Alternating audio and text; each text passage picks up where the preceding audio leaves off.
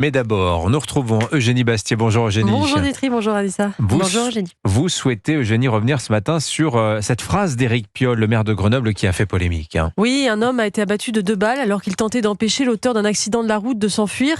C'était à Grenoble, il était employé municipal et père de 2 enfants. L'auteur des tirs mortels, lui, était connu de la justice, en état d'ivresse et conduisait une berline immatriculée en Pologne. Ce n'était pas un fait divers, mais un fait de société au carrefour des mots français.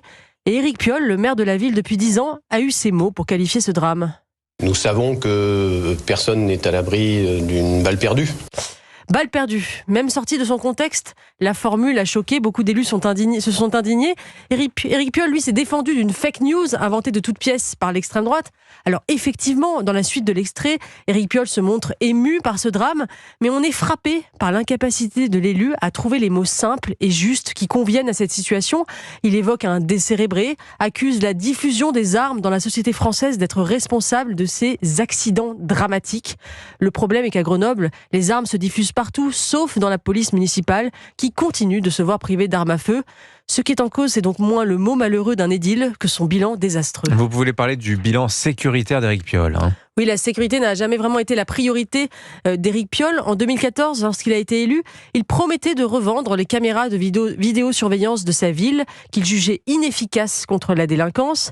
Malgré la guerre des gangs qui règne dans sa ville, 18 fusillades depuis le début de l'année, Éric Piolle refuse toujours d'armer sa police. Fin août, le magazine Valeurs Actuelles a publié un classement des villes les plus dangereuses de France, fondé sur des statistiques du ministère de l'Intérieur. Alors dans le top 10, on a Lille, Saint-Denis, Marseille, Bordeaux, Lyon, Grenoble en 6e place, devant Paris, Rouen, Aubervilliers et Vénissieux. Quel est le point commun de ces 10 villes ? Eh bien, elles sont toutes, sauf une, gérées par un maire appartenant au Nouveau Front Populaire, avec une mention spéciale pour Europe Écologie Les Verts, qui truste 4 places au classement. Est-ce un hasard ?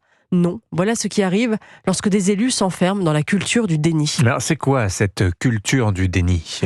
La culture du déni, c'est la façon dont une partie de nos élites politiques et médiatiques continuent de minimiser, d'atténuer, de relativiser la délinquance et l'insécurité, leur lien avec l'immigration anarchique, l'existence d'un laxisme judiciaire et pénal. La culture du déni, c'est un éditorialiste du service public qui parle de balles tragiques pour parler de la tuerie de Crépol. C'est un ministre qui évoque un sentiment d'insécurité qui relèverait du fantasme. C'est un autre qui voit des supporters anglais en lieu et place des jeunes de banlieue. C'est un président de la République qui refuse de faire le lien entre émeute et immigration. C'est Éric Piolle encore qui déclarait encore l'année dernière « On peut se promener à Grenoble sans avoir peur de se faire agresser ». Cette rhétorique du déni est d'autant plus insupportable qu'elle s'accompagne bien souvent d'une culture du renoncement. Ainsi, pour le maire de Grenoble, la seule solution à l'insécurité passe tout simplement par la légalisation du cannabis. Il a encore martelé fin août dans Le Monde.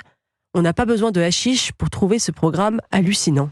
Signature Europe 1, Eugénie Bastier. Merci beaucoup, Eugénie. Dans l'actualité aussi, alors ça circule beaucoup sur les réseaux sociaux.